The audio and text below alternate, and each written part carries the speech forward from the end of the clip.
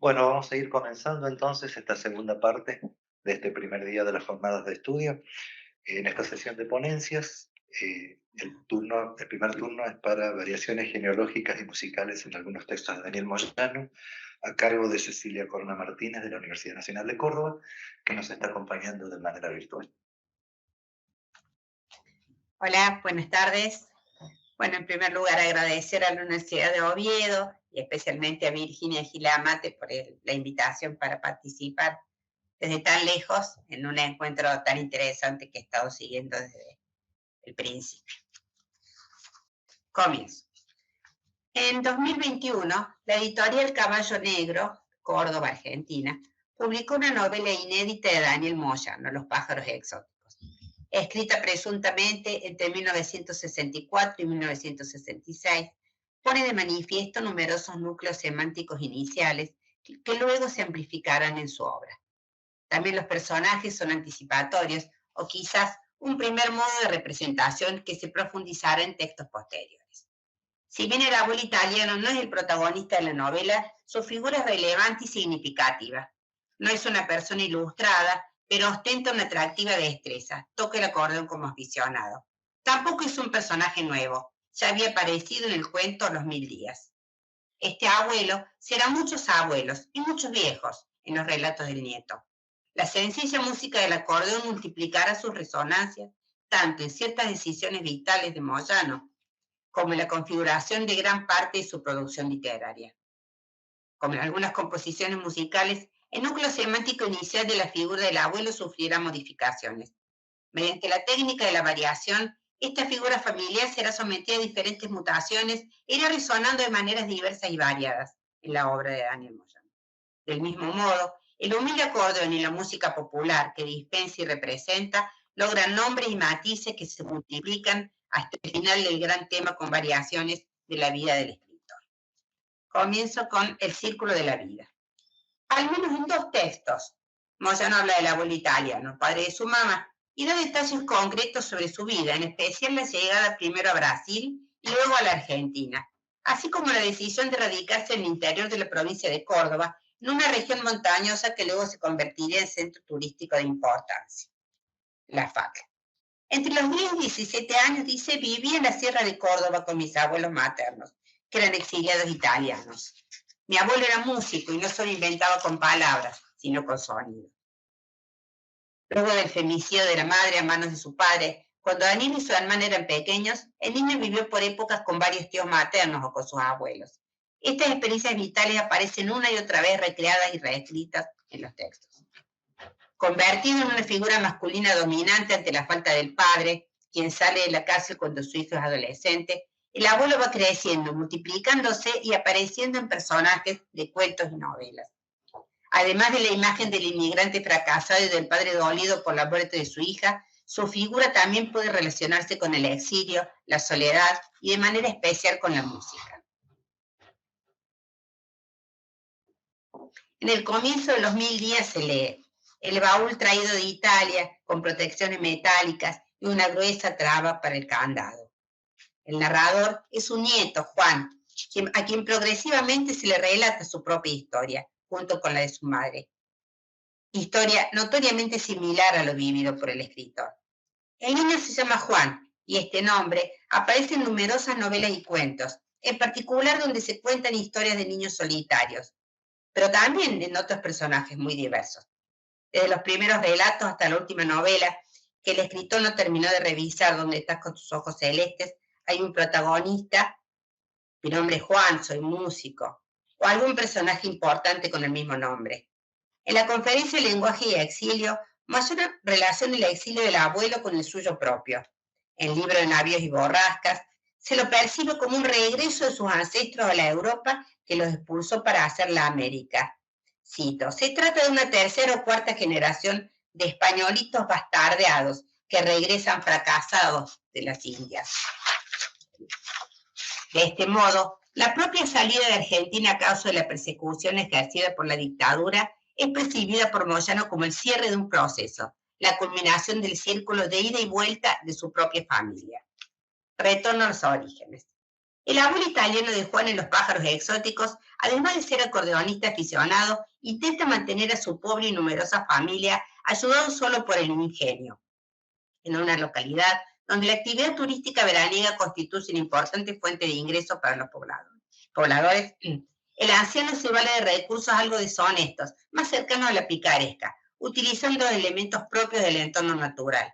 Una de sus actividades consiste en fabricar ídolos aborígenes empleando un tipo de roca muy frecuente en la región, la piedra sapo, caracterizado por su escasa resistencia y blandura, y luego los vende como reliquias de valor arqueológico. El otro recurso es comercializar pájaros exóticos que en realidad son variedades propias de la zona, a las que modifica de diversas maneras, cortar plumas, pintarlas. De ese modo, imita las especies existentes, aves de paraíso, o inventa nuevas, plumas de nieve, tijeretas dobles, fuego verde, a partir de la gran diversidad de aves que vio en su paso por Brasil. De modo que la naturaleza provee gran parte del sustento de todos. Se aprovechan también las riquezas del arroyo, la pesca, el uso de lo que resta después del paso de la creciente. Es decir, todo es reciclado en términos actuales. En 1974 se publica El estuche de cocodrilo. En él se incluye Para que no entre la muerte, donde el personaje del viejo manifiesta muchos conocimientos sobre el arroyo, además de saber sobre las crecientes. En un momento se aísla de todo para vivir en la naturaleza con la que se mimetiza. Y cito, volvió lleno de pelos, suyos, bichos, medio quemado por el sol. En El vuelo del tigre, uno de los personajes más destacados es el viejo Vallay, patriarca de la familia y promotor de la liberación final de todo el pueblo, sometido a los percusionistas invasores. Las lecturas críticas lo ven como chamán o mediador entre órdenes diversos de origen indígena y campesino. Su sabiduría para leer los procesos naturales es el recurso que le permite organizar la expulsión de los ocupantes de Gualacato. El viejo, de Para que no entre la muerte, en su comunión con la naturaleza, también anticipa al viejo Vallay. El abuelo materno de Juan, en Donde está con sus ojos celestes, era un experto en flores. En este caso, su relación con la naturaleza se centra en las plantas. Había conseguido una especie de mundo de flores paralelas. El abuelo del estuche de cocodrilo es un contrabajista que, yendo a Buenos Aires, se equivocó, se bajó en Río de Janeiro, vive a orillas del Amazonas, donde conoció y domesticó un cocodrilo que luego se llevó a Argentina. Lejos de una visión de la vejez como una etapa de debilidad y decadencia, en la narrativa moyaniana hay ancianos fuertes, valientes, creativos. En 3 golpes de timbal, el ondulatorio resiste la tortura y no delata el cantor. En el libro Navíos y borrascas, el viejito guardafaro de la historia inventada por los viajeros se comporta con valentía y oculta al joven que luego se sabe pertenece a algún tipo de organización armada. Espumarola, el primer profesor de violín de Triclinio, también es un anciano que guía a su protagonista en sus inicios musicales. En el final del Trino del Diablo aparecen músicos ya viejos y artríticos, en verdad discapacitados a causa de la tortura, quienes integran la orquesta de Villa Violín. Es muy clara la visión de la ancianidad como un tiempo de sabiduría. Viejos y abuelos pueden enseñar, proteger, prever el futuro, sostener una familia, crear lo nuevo y hasta adquirir conocimientos que trascienden los límites de lo cotidiano. Concepción que aparece una y otra vez en la narrativa moyaniana y que tiene una anticipada manifestación en su primera novela. Pasamos ahora al piano del pobre, el piano del pobre. En 1954, el reconocido cantautor francés, en realidad nacido en Mónaco, Léo Ferré, escribió la hermosa canción Le piano du pauvre, utilizando una locución muy popular, empleada para referirse a un instrumento musical, el acordeón. A diferencia del pianoforte, el acordeón, de procedencia oriental, se creó en el siglo XIX y su uso se multiplicó en Europa, llegando luego a América. Un somero repaso por temas populares de diversos países lo encuentra como uno de los instrumentos que acompañan la vida cotidiana de los más humildes. Como la guitarra, no necesita conocimiento de discurso musical, puede transportarse por su intérprete de un lugar a otro sin mayores inconvenientes. Dice la canción de Ferré, "Se nous autour du cou", es decir, abraza al intérprete y no hace diferencia entre músicas de los más diversos géneros, sonatas, polcas, conciertos. Justamente polcas y valses criollos aparecen una y otra vez en cuentos y novelas. La polca criollada incorpora letra para ser cantada, los músicos populares interpretan en guitarra y acordeón vidalitas, tangos, milongas y valses. De modo que en Argentina, como en muchos otros lugares, el acordeonista es un músico popular, de quien no se espera virtuosismo ni un gran lucimiento como intérprete, sino más bien la humilde función de acompañar la alegría de los pobres. El abuelo moyaniano responde a esta caracterización.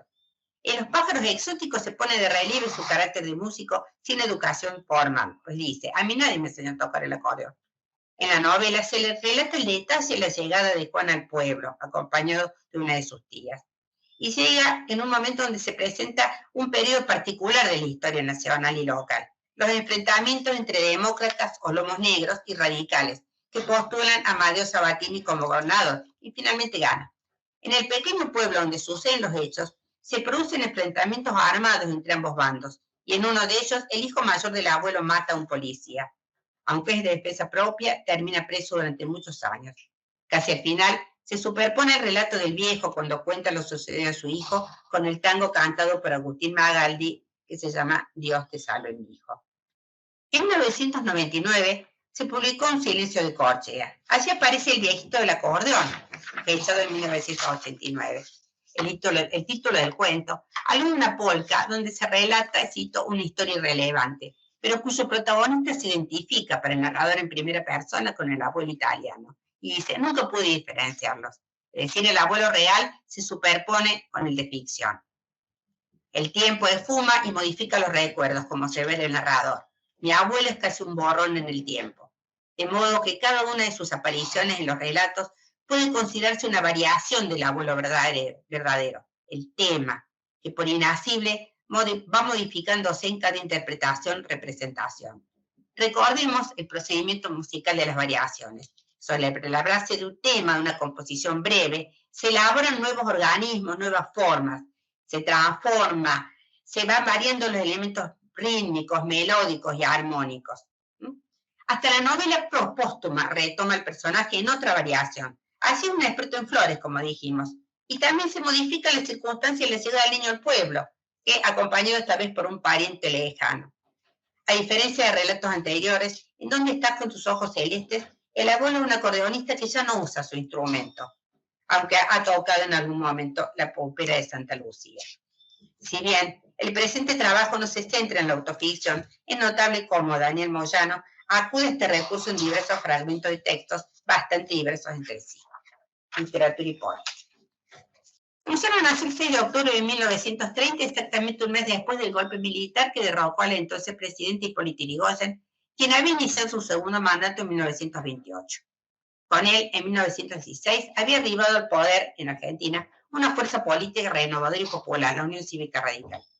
A pesar de la derrota, el radicalismo siguió vigente y dio pelea a los partidos conservadores como el demócrata, que aliados al ejército gobernaron a través de lo que se denominó el fraude patriótico.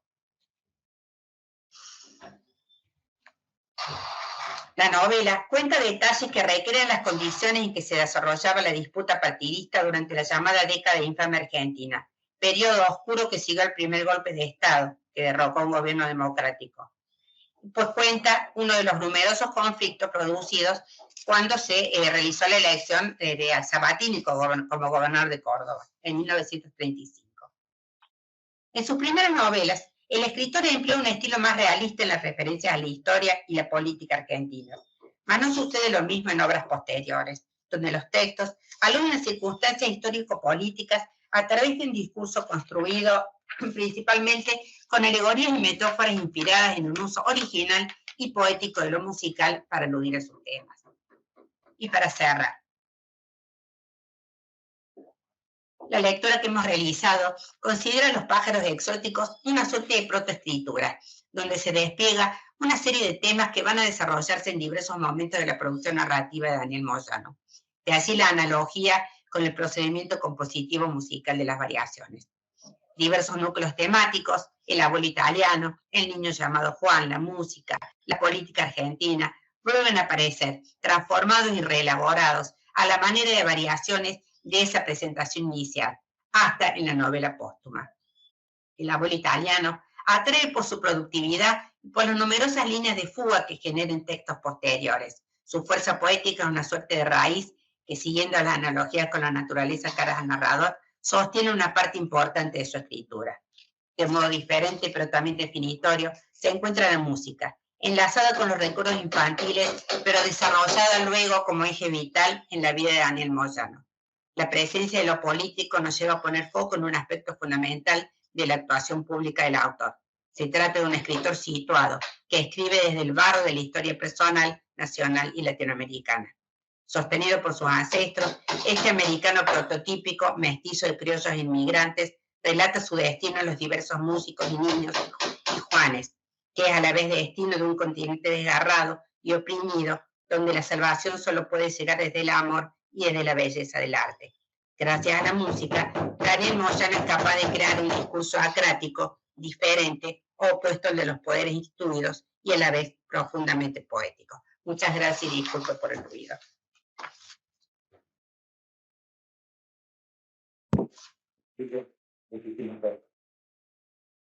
Para continuar, entonces, alteramos un poquito el programa y vamos a ir con el licenciado Nicolás Josami de la Universidad Nacional de La Rioja, que nos va a presentar Hermenéutica de la fábula en el vuelo del tigre de Daniel Moyano.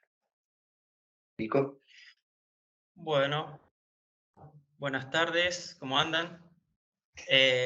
Brevemente, bueno, agradecer a la Universidad de Oviedo, Virginia Gilamate, a todos los hacedores de este encuentro. Es un honor poder compartir este breve momento con ustedes y las jornadas. Bueno, voy a comenzar unos versos de Friedrich Hölderlin, el poeta romántico alemán, que dicen así: así es el hombre, recibe su arte y cuando un dios lo atiende, con sus obras no le ve ni podría conocerlo. Mas si debió sufrir antes, nomina lo que más ama y será en ese momento, tan solo en ese momento, que palabras como flores brotarán para nombrarlo. Es de una elegía que se llama Pan y Vino. Bueno, Daniel Moyano construye este texto, El vuelo del tigre, tan etéreo, doloroso, ambiguamente florecido, que lanza literariamente imágenes para exponer una gran fábula de la sociedad, del modo en que una sociedad puede llegar a convertirse en algo atroz, pero lo que a mí me interesa acá es poner la lupa en cómo puede combatirse eso y revertirse eso, es decir, no centrarme tanto en la cuestión que es muy estudiada, ya de los procesos dictatoriales, el autoritarismo, sino leer la novela hermenéuticamente como casi una especie de plan de operaciones a lo Mariano Moreno, un patriota nuestro argentino, pero en murmuraciones y silencios. De eso quiero hablar y compartirles algo. Soy de los que cree que los textos literarios no reflejan la realidad, sino que constituyen otra, pero claro, otra diversa y orgánica, que incide sobre la nuestra, la que vivenciamos hasta en el aire que respiramos. Entonces, no reflejo, sino lo que yo denominaría refracción autónoma. ¿Qué es la hermenéutica, brevemente? Es el arte de interpretar. El dios griego Hermes buscaba descifrar y era el encargado de la comunicación. Gadamer dirá que es el arte de la comprensión y que el método debe regirse por su objeto. O sea, es la narración, el vuelo del tigre, el texto de Moyano, el que rige la interpretación, y las reglas de esa interpretación constituirán para la obra un código necesario para una interpretación correcta, donde la referencia a la verdad, en este caso, y desde esta perspectiva, no es pertinente. Entonces, ¿qué es lo que me interesa? Ver cómo en la novela de Moyano, cómo Moyano piensa y plantea el modo en que se produce una especie de usina productora de fábula en su novela, donde, a decir de Gilles Deleuze, se inventa un pueblo que falta, ¿no? Se restituye y se restaura un pueblo en la familia, pero sobre todo en el discurso y en lo que dice el viejo Abbayay. Y, sigue Deleuze, es propio de la función fabuladora inventar un pueblo que proyecta y simultáneamente en la novela contrarresta el autoritarismo, pero a mí me interesa más ver en la recuperación de un lenguaje primordial, de los dioses antiguos, como decía la cita del poema de Hölderlin, de la naturaleza, en el desciframiento del vuelo de los pájaros, que restituye, restaura, recompone la vida comunitaria de la familia Bayar. Me parece que ahí hay no solo un logro estético, sino la grandeza de un texto literario, en este caso de Daniel Moyano, para poder leerlo desde este lugar. ¿Por qué la fábula? Me permito acá brevemente intercalar la fábula, creo que por casi todos o todos conocida, del zorro y el cuervo. ¿Qué dice esa fábula? El zorro se acerca al cuervo que tiene un pedazo de queso en la boca y le pide, lo adula, lo seduce, por el color de las plumas, por lo que tiene, pero en un momento le pide que cante. ¿Sí? Recién Cecilia habló de la música y esto es muy importante en toda la obra moyaniana, ¿no? Bueno, canta el cuervo, cae el queso, el zorro se va con el queso. Pero ¿a dónde me detengo yo? ¿Qué es lo que me interesa? Lo que me interesa de esa fábula aplicada y como centro, queer, en la novela de Moyano es que el cuervo cantó. Nosotros cuando leemos la fábula, cuando lo escuchamos, nunca escuchamos el canto del cuervo, pero si le pide que cante para que caiga el queso, el cuervo tuvo que sí o sí cantar. Entonces, en ese vértice, en ese lugar, me parece que está, y es la lectura hermenéutica que yo hago de la novela de Daniel Moyano, hay una música, hay algo que es lo que está tramada con silencio, que no escuchamos en la fábula y que no escuchamos y tampoco va a escuchar Nabu y el percusionista y sus adláteres que quieren apropiarse de su lenguaje, de su vida, y esa música, eso que va a decir el cuervo, como también la familia Vallay, es lo que va a restituir su comunidad, ¿no? Entonces, el silencio no impuesto, la música, la armonía con la naturaleza, es una resistencia, es un modo de resistencia para nombrar de nuevo eso que no se quiere perder y que está unido a la naturaleza, a los ancestros, a aquello que decía, que mencionaba el poema de Helder, ¿no? Entonces, esta cuestión de la música y la armonía en el vuelo del tigre construye el ambiente y la realidad desde el que emerge la fábula. No postula una fábula con la que se lee la aparente realidad exterior. Por eso hablé de refracción autónoma, sino que de allí nace y luego se instala en la realidad. No hay que leer entonces desde esta perspectiva hermenéutica en la fábula, por ejemplo, el ocio versus el trabajo antes de la narración de la fábula de la hormiga y la cigarra. No hay un comportamiento astuto versus un comportamiento ingenuo antes de la fábula del zorro y el cuervo. En la lectura se instaura un mundo que no existe previamente. Entonces, en la novela a mí me pareció interesante e importante cómo Daniel Moyano, en ese vértice que, insisto, es el canto del cuervo que existió o que existe, pero no escuchamos, posicionándonos como lectores acá desde el lado de Nau, los percusionistas que quieren apropiarse de eso, donde no está exenta en algún momento hasta la seducción, el cambio de palabras, el que guerra significa una cosa, cucaracha otra, el cambio de tiempo, los órdenes temporales, con la complejidad y la belleza que tiene la novela de Moyano. Pero lo que me interesa también es que Daniel Moyano construye una especie de fractal donde cada capítulo, y ahora voy a mencionar, porque hay muy poquito tiempo, me voy a detener en algunos fragmentos de la novela, un fractal que se repite, uno en cada capítulo puede ir encontrando, en mi opinión, este modo de resistir de esta familia, desde el viejo Abayay, para poder alcanzar ese lenguaje primordial, esa palabra que está después de la música, porque la música era lo más importante para Daniel Moyano, ¿no? Entonces, la novela tensiona y oscila este equilibrio de silencio, sonido natural, lengua, propia que no se entrega, pero que sí puede perderse. La literatura de Moyano logra eso, ¿no? Los Abayay, como el cuervo que dejan caer el queso por el poder, y Nabu con sus percusionistas, que buscan instaurar reglas secretas, otros modos de vida, imponiéndolo, pero el lugar de salida, la línea de fuga, es justamente cómo se resiste a eso. Por eso me gustaba pensarlo como una especie de plan de operaciones desde el murmullo, desde el silencio, ¿no? Para la hermenéutica, por ejemplo, la grulla de Hermes, del dios Hermes, es muy importante en la constitución del mito, y acá también aparecen no solo la papiroflexia, sino esta cuestión del desciframiento del vuelo de los pájaros. Cito algunos breves, un muestreo de algunos capítulos que me parecieron importantes para sostener esto que les comparto. Capítulo 4, cuando Moyano, el narrador, dice: cuando algo necesita ser nombrado, el primer sonido que surja ya le corresponde, ya está la palabra. Las cosas entran en lo real buscando la palabra. O sea, el silencio no es darle forma a una la cosa que entrará en la palabra. En ese entre que cae el queso del cuervo y que el zorro se va con el queso, el sonido que no escuchamos del canto del pájaro es el modo de restitución, en mi lectura, en el que en el vuelo del tigre, Moyano hace funcionar esta recuperación de ese lenguaje primordial. El silencio es justamente el momento en el que se va a instaurar y que no se transige, no se viola, no se pierde ese componente primordial que es el lenguaje, ¿no? Otra cita del capítulo 4. Y con cada palabra que inventen tendrá una nueva cosa. Encontrando la palabra justa, podrán sacar a Nau de la casa cualquier día. Bueno, uno de las máximas de la hermenéutica es que justamente Heidegger de por medio, hay que nombrar a las cosas y a la realidad de un modo correcto para que esas cosas descubran su ser, su entidad, ¿no?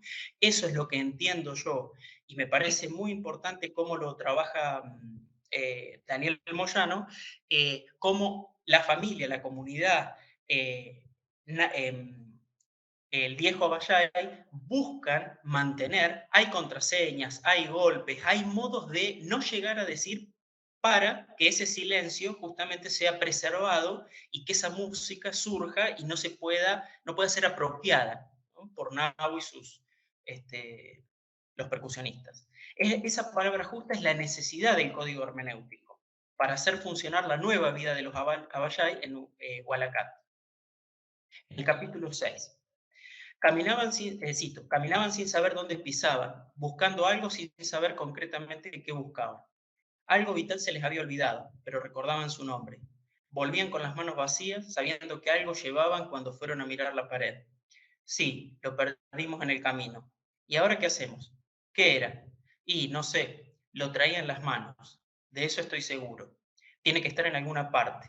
Lo traía, lo tenía.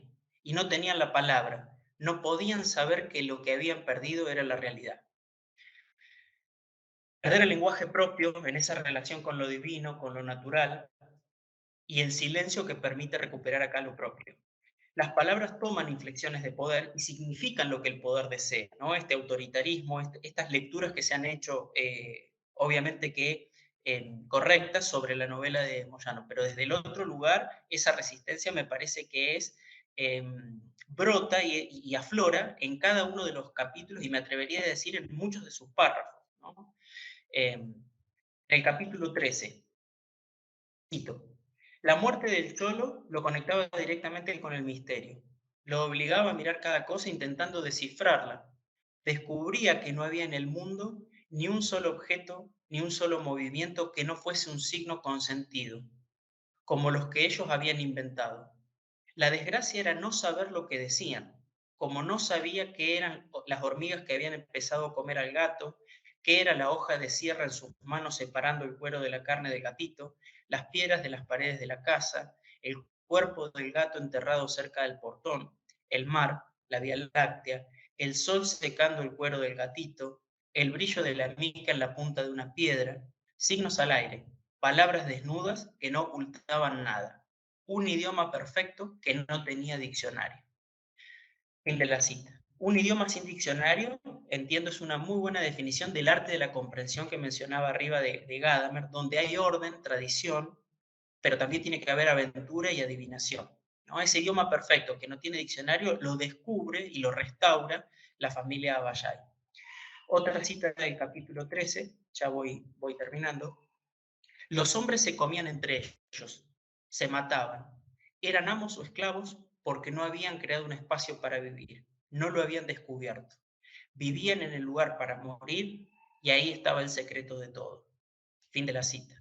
Esta idea de vivir en el lugar para morir la entiendo también como no encontrar esa armonía, esa palabra, esa música que es la que hace, no solo reifica, sino que revivifica la propia comunidad. Y me parece que el texto de Moyano, El vuelo del tigre, tiene, así como en este modo de funcionamiento del fractal, ¿no? Donde cada párrafo, en cada capítulo puede encontrarse, o por lo menos en mi lectura yo encuentro este modo de resistencia, este lugar para vivir, este lugar para vivir que se ha convertido en el lugar para morir, es justamente la pérdida de ese lenguaje, la pérdida de la comunidad.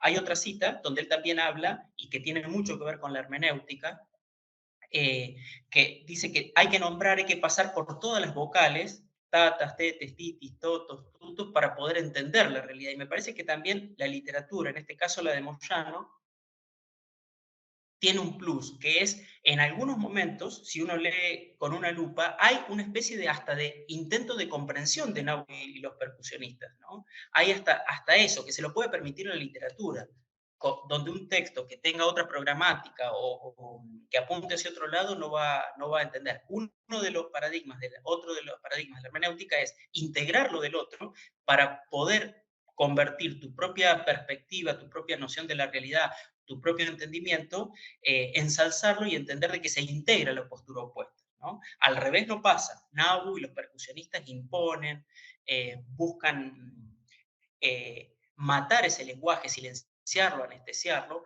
Por eso me parece interesante el resguardo de ese entre, que cae el queso del cuervo de la fábula y que el zorro se va, ese canto que ni siquiera nosotros podemos oír. Y para el final, entonces, una cita que me parecía muy reveladora. El capítulo 5, Daniel Moyano dice: ¿cómo era? ¿Cómo será la lluvia? Una verdadera maravilla. Algo que casi no tiene nombre porque ella crea su propio ruido. Es su propia palabra. Fin de la cita. O sea que el sonido de la lluvia al caer al suelo es en esa unión platónica, diríamos, genera el sentido y el verdadero designio de esa cosa está en esa palabra que nombra justamente verdaderamente. La lluvia crea su propia palabra y su sentido al caer. Así como decía, y cierro con esto, Hölderlin, en el poema que leí al principio, y reitero estos últimos versos: más si debió sufrir antes, nomina lo que más ama, agrego en la novela El vuelo del tigre de Daniel Moyano, y será en ese momento, al nominar lo que más ama, tan solo en ese momento, que palabras brotarán como flores para nombrarlo. Muchas gracias.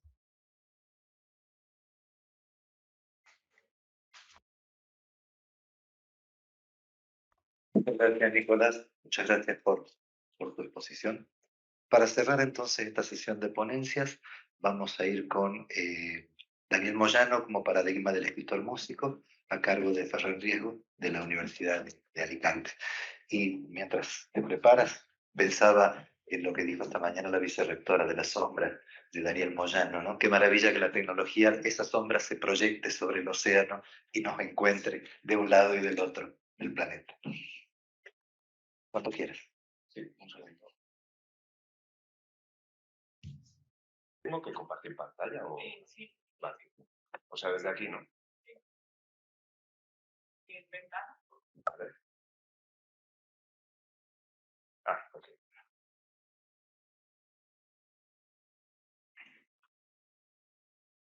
Muchas gracias. ¿Se escucha? Sí. Bien, bueno, antes de nada, muchas gracias a todo el equipo organizador y especialmente a Virginia por invitarme a participar en esto y también por otras participaciones anteriores aquí en Oviedo y por todo el interés que siempre ha mostrado, un poco exagerado, creo, en lo que yo hacía con Moyano.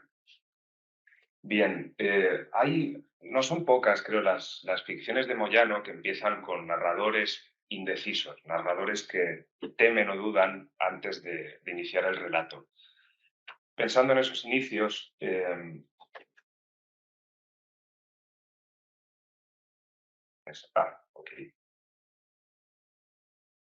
Pensando en esos inicios, me acordé de uno un poco anterior, el que coloca a Thomas Mann al principio de Dr. Faustus, ¿no? Donde el narrador empieza el capítulo inicial con una serie de titubeos, un montón de interrupciones, ¿no? Mientras intenta recuperar la memoria de Adrian Leverkuhn, su antiguo amigo, ¿no? El compositor genial. Dice el narrador: me interrumpe aquí un sentimiento de insuficiencia y de inseguridad artística que me avergüenza. No es probable que el propio Adrián, en una de sus sinfonías, por ejemplo, hubiese indicado semejante tema tan prematuramente. En todo caso, lo hubiese hecho en forma delicadamente oculta, apenas perceptible, y anunciándolo desde lejos. Bueno, el fragmento es un poco largo, ¿no? Pero me interesa también esta parte central que está acumulada en negrita, Para un hombre como yo es difícil y en cierto modo casi frívolo adoptar sobre una cuestión que estima vital y que le quema los dedos el punto de vista del artista-compositor y tratarla con la natural ligereza del músico. Bien, es un viejo tropo de la historia de nuestra cultura, esta sospecha de, o certeza incluso, de que las palabras no alcanzan para decir aquello que la música podría resolver con natural ligereza, ¿no? Si recuerdan el arranque del libro de Navíos y Borrascas, allí se plantea la misma inseguridad, solo que invirtiendo el lenguaje que domina el narrador. Escribe Rolando antes de ponerse a contar la historia de su exilio y venida a Europa: no sé si me va a salir la novela, ¿no?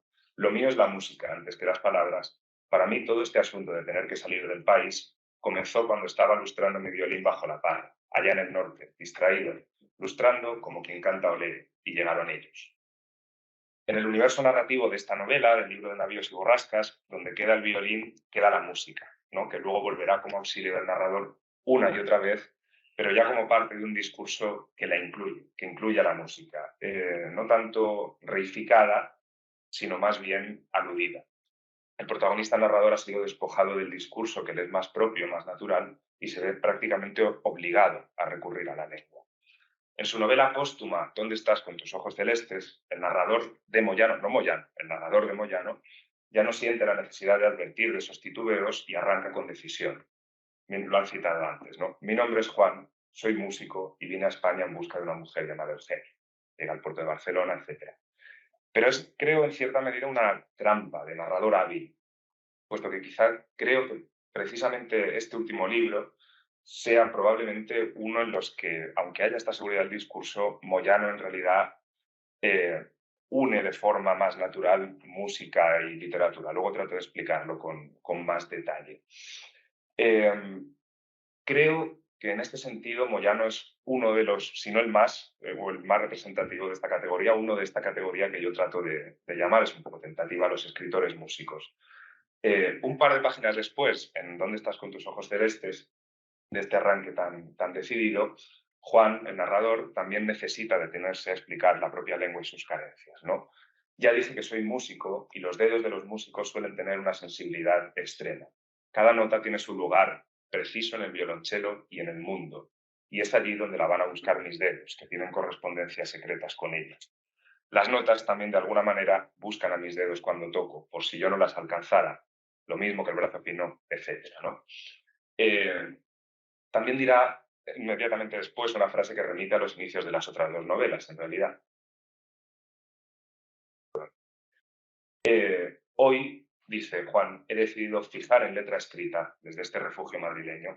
Letra escrita, en parte, creo que es una manera de evitar la palabra palabras.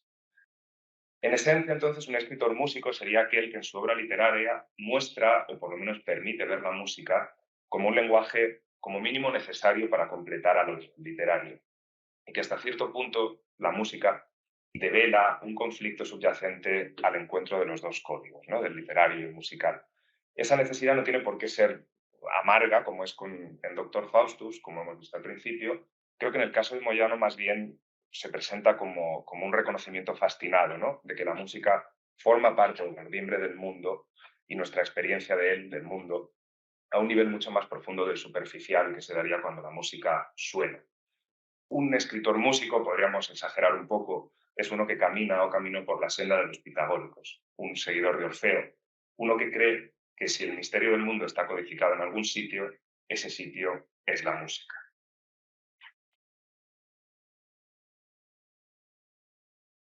Perdón. Un ejemplo rápido.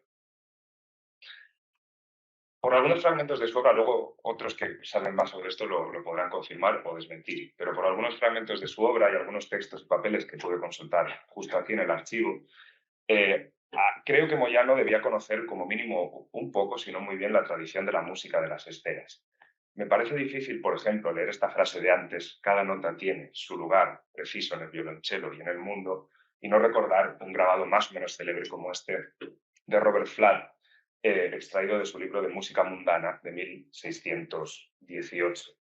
No trato, por supuesto, de presentar a Moyano o a los escritores músicos como rosacruces, como ocultistas esotéricos, pero sí como artistas que implican esa intuición de manera explícita en su obra, ¿no? Esa intuición sobre la música y el mundo.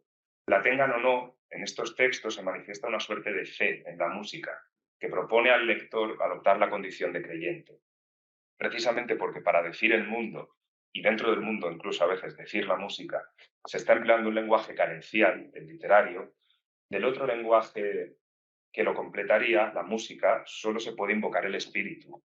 De modo que, en un sentido, creo que esto conecta mucho con la ponencia anterior, el acto de escritura tiene algo de oración o de plegaria, por lo general no atendida, o quizás no se sabe si atendida o no, ¿no? Antes de seguir, quiero aclarar solamente que un escritor músico en absoluto es lo mismo que un músico escritor, en esta categoría que estoy planteando yo. Quizá, por ejemplo, el uruguayo Leo Maslía sería un músico escritor. El linaje en el que intento situar un poco a Moyano más bien es el de Thomas Mann, el de Teodor Adorno, el de Quiñar, por supuesto el de Felisberto Hernández, para acercarnos un poco más al Cono Sur, o el del pobre Friedrich Nietzsche, ¿no? También creo que entraría un poco en esa categoría. Aclaro también que autores como Borges o Leopoldo Marechal, que admiran la música y en ocasiones le conceden mucho peso en sus ficciones, pero no la practican, no pueden entrar en este club. Hay que ser un poco músico, por lo menos. A mi juicio, muchos de estos narradores, bueno, de estos escritores, mejor dicho, y los narradores ficcionales de Moyano, suelen pasar por 3 fases o estadios en su obra. Esto se da en Felisberto Hernández también.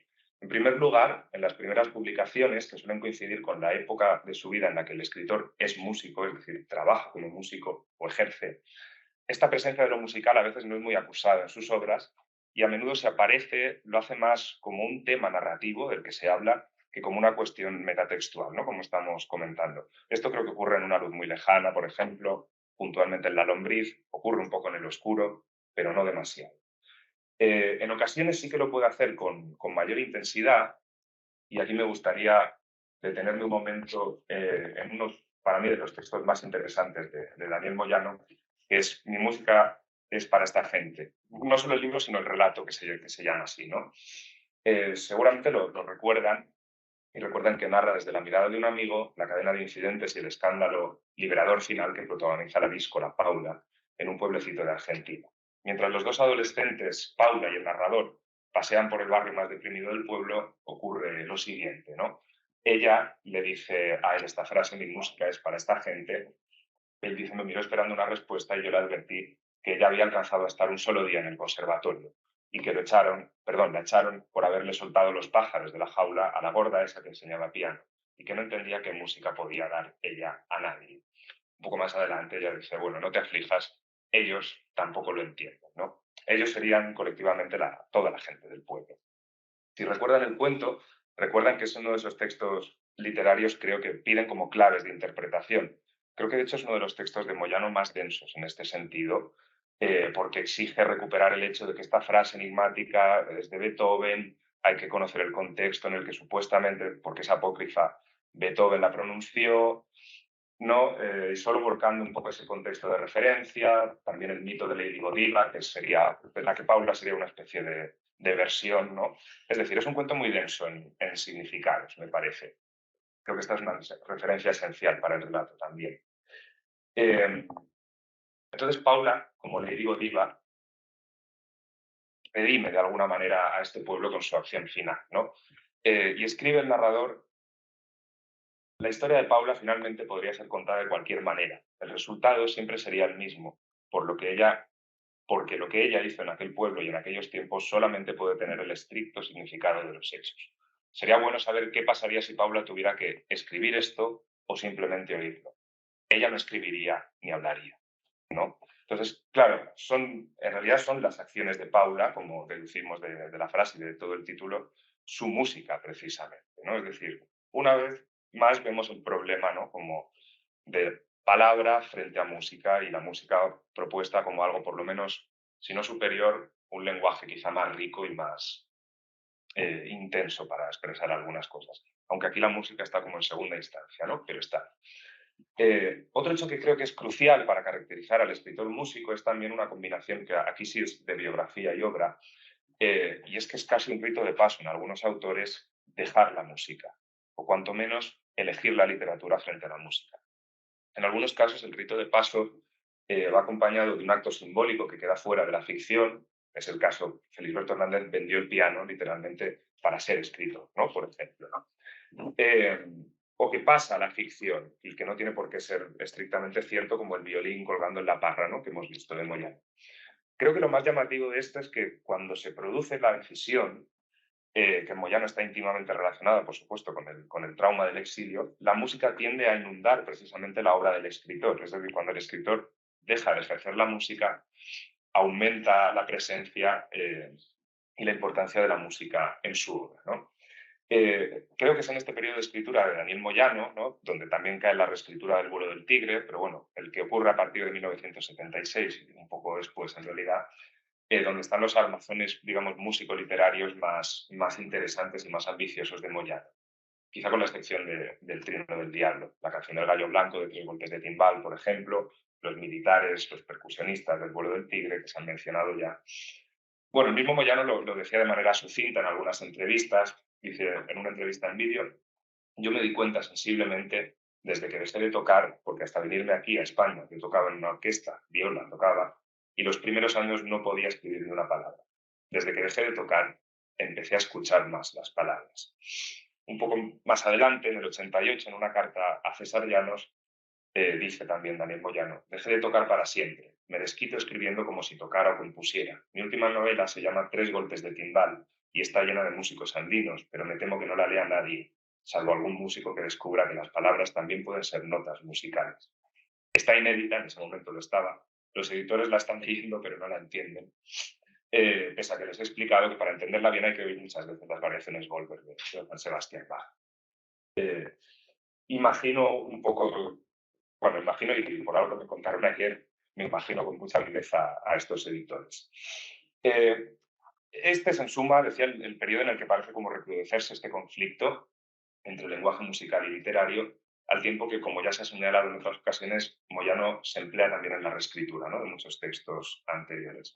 Creo, por ejemplo, que es una tentación preguntarse hasta qué punto él se podía imaginar, o intentaba por lo menos jugar a imaginarse como Fábulo Vega, el narrador de 3 golpes de timbal.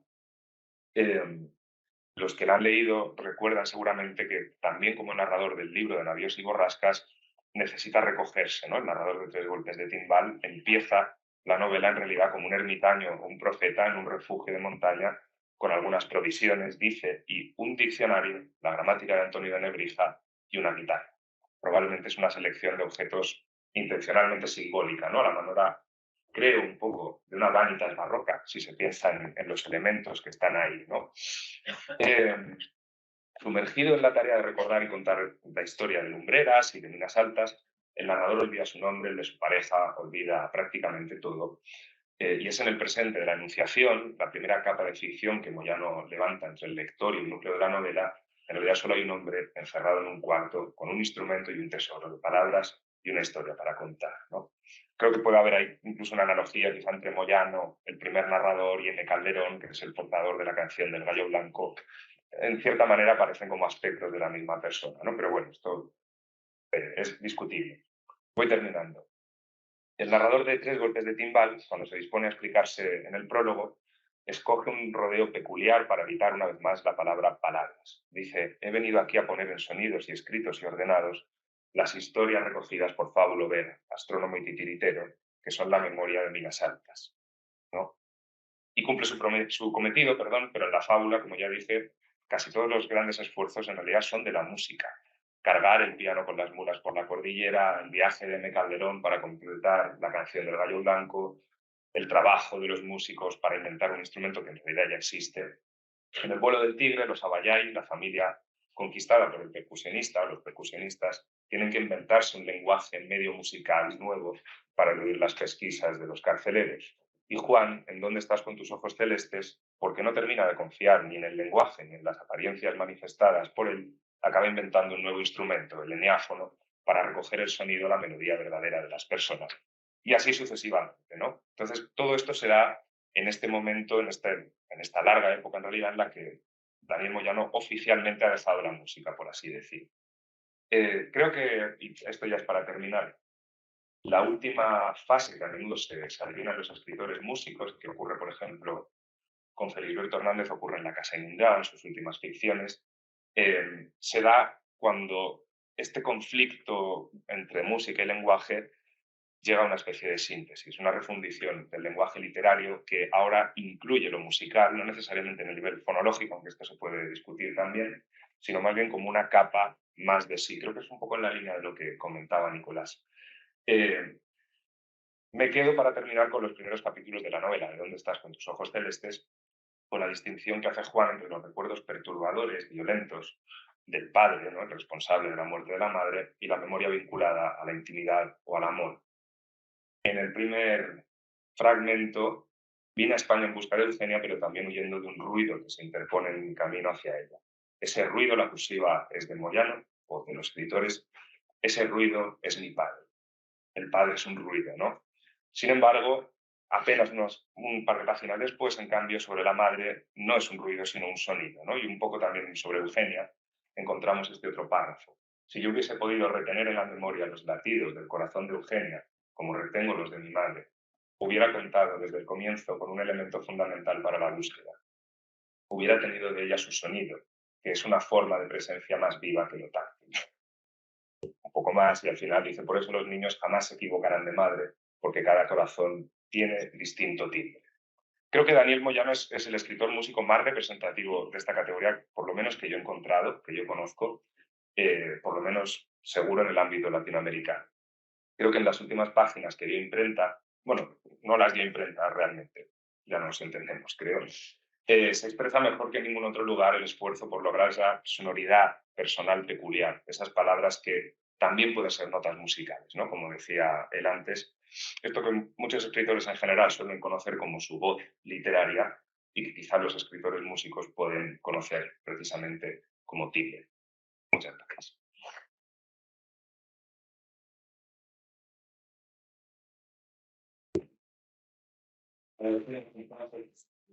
Cecilia, Nicolás y Ferran por sus exposiciones. Continuamos.